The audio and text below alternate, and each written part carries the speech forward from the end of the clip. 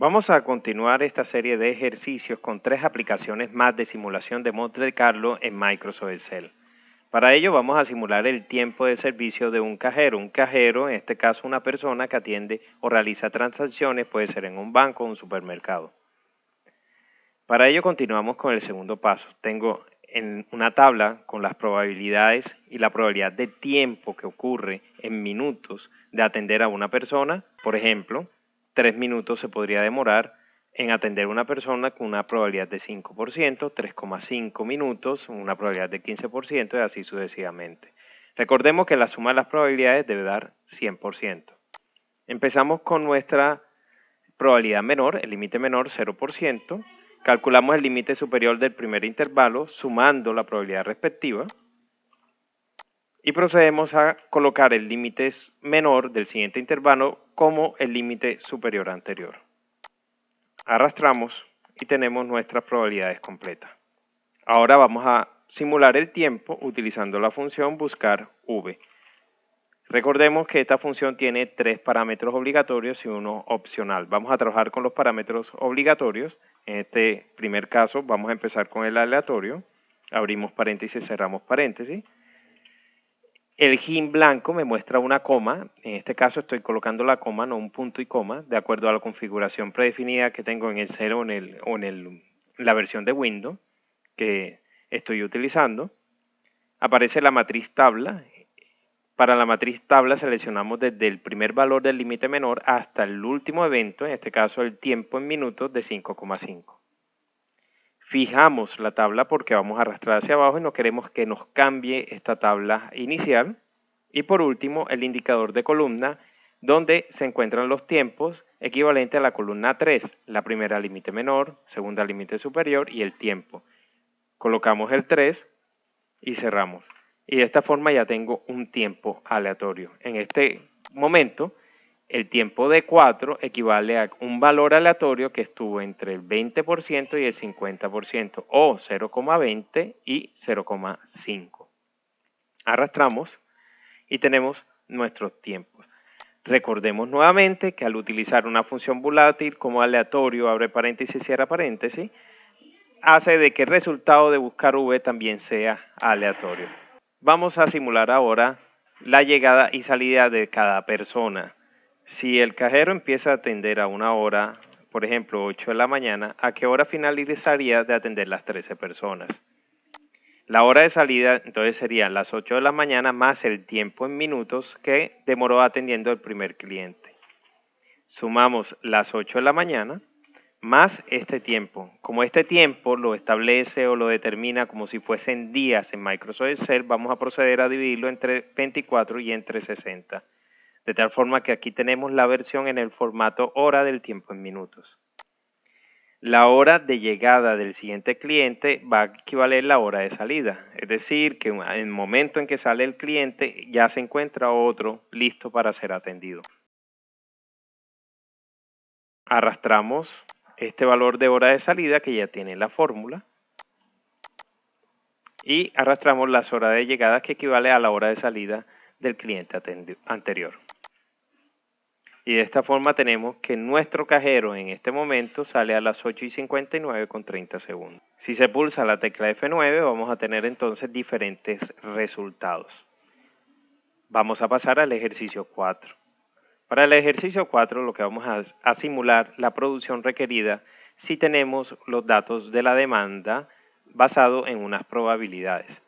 También se tiene como parte del ejercicio que el inventario final equivale al 10% de la demanda. En este caso vamos a simular la demanda, pero lo que yo necesito es la producción requerida. Por lo tanto, la simulación de la demanda será la variable aleatoria de nuestro modelo que contribuye también como una variable de entrada, mientras que la variable de salida sería la producción requerida. Vamos a empezar acumulando los valores.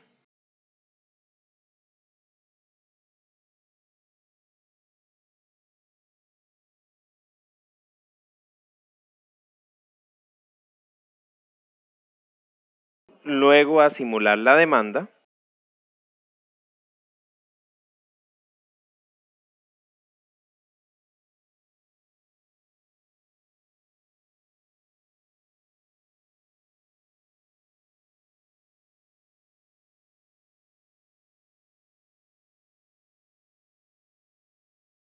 Arrastramos.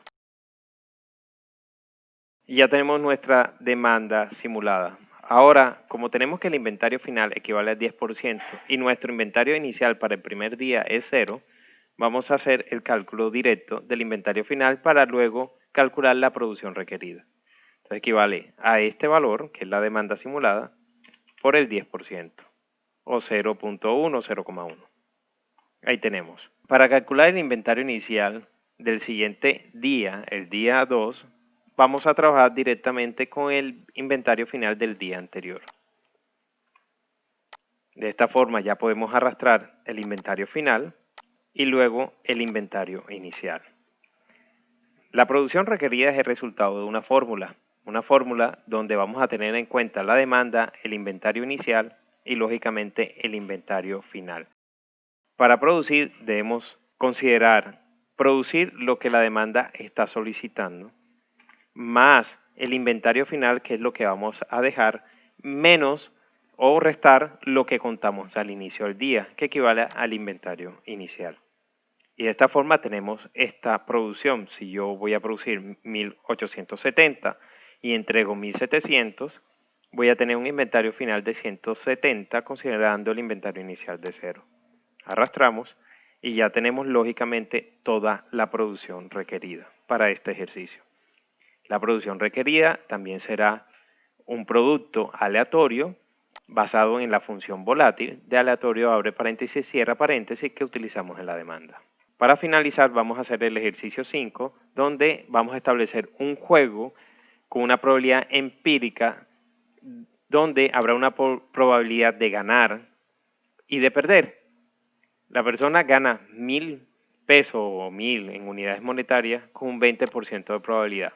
Gana 500 con 30, pierde 500 con 40% y pierde 1000 con 10%. La suma, lógicamente, da 100%. Procedemos a llenar nuestra matriz con los valores acumulados.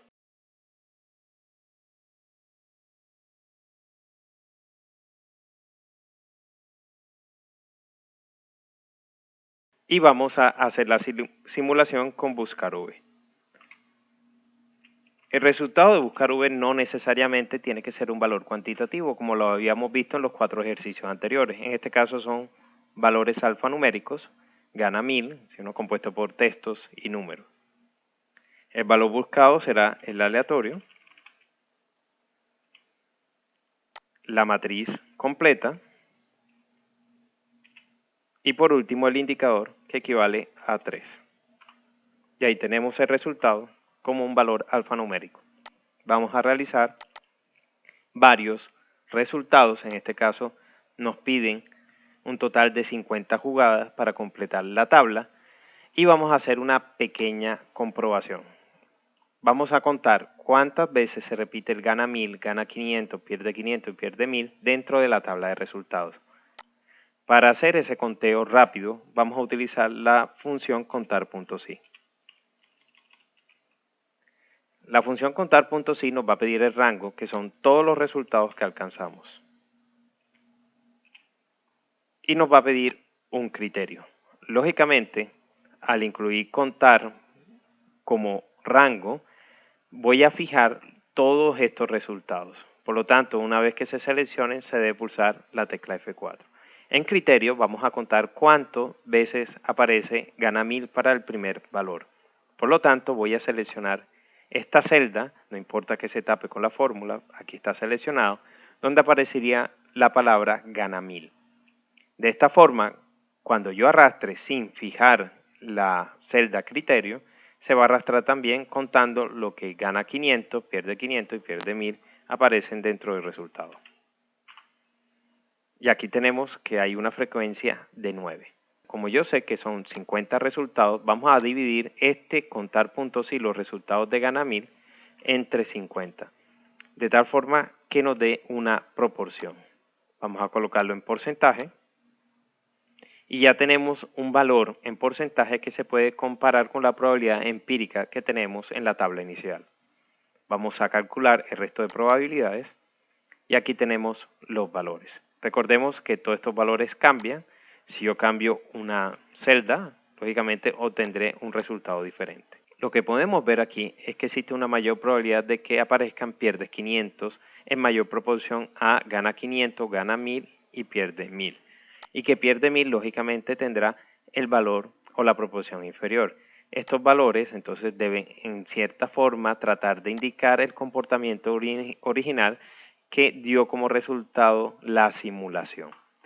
Aquí nos aparece en esta selección el pierde 500 con la mayor probabilidad, seguido por el gana 500 y aquí no hay una coincidencia con el gana 1000 y el pierde 1000.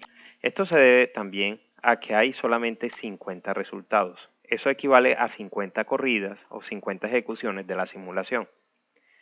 Para poder tener resultados más confiables, lógicamente necesitamos extender el número de jugadas a tener una muestra de corridas representativas, de tal forma que el resultado que nos da aquí apunte exactamente a las probabilidades que tenemos dentro de la tabla inicial.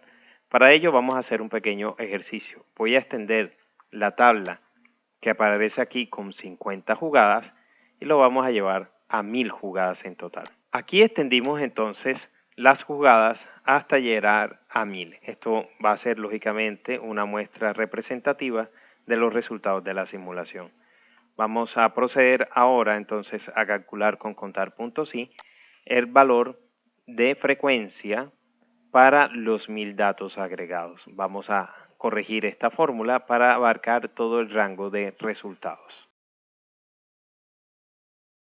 Vamos a cambiar esto y vamos a seleccionar todo el rango de resultados. Con F4 lo seleccionamos y la base ya no va a ser 50 jugadas, van a ser en total 1000 jugadas. Y de esto ya tengo mi valor, vamos a arrastrarlo. Y si se dan cuenta ya los resultados se aproximan mucho más al valor original. El gana 1000 da 17,5, cercano a 20%, gana 500 da casi el 30%, pierde 542,1 y pierde 1000 10,3%. En total, entonces tengo una suma de 100% de valores. Entre mayor sea el número de corridas, lógicamente más exacto y más confiable serán los resultados. Esto hay que tenerlo en cuenta después dentro de la simulación para poder hacer validaciones de simulación.